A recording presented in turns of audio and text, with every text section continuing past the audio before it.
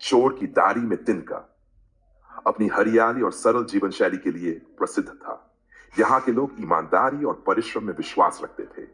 परंतु इस शांतिपूर्ण गांव में एक घटना ने सबको हिलाकर रख दिया।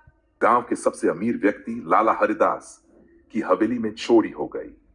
सोने चांदी के गहने, नकदी और बहुमूल्य सामान गायब था। यह खबर पूरे गांव में जंगल की आग की तरह फैल गई।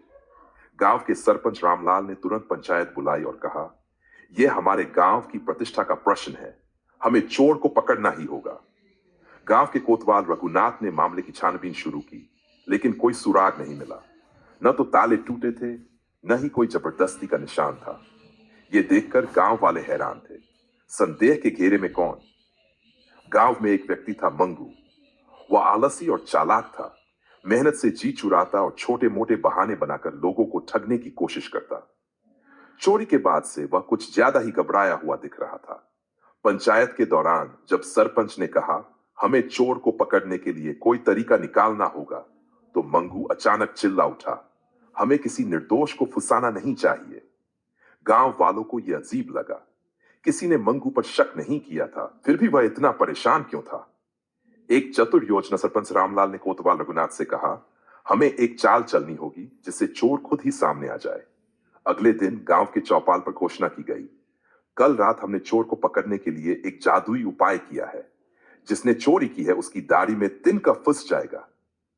गांव के सभी लोग चौपाल पर इकट्ठा हुए।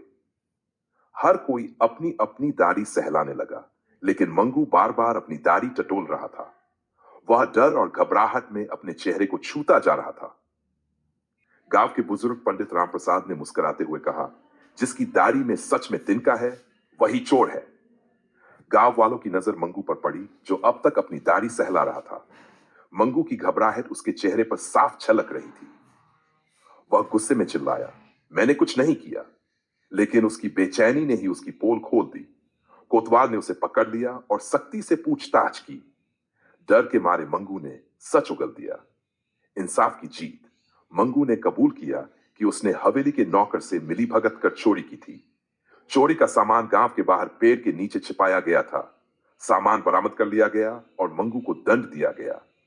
गांव में यह कहावत फिर से सच साबित हुई, चोर की दाढ़ी में तिनका। यानी अपराधी कितना भी छिपने की कोशिश करे, उसका अपराध किसी न किसी तरह उजागर हो ही जाता है।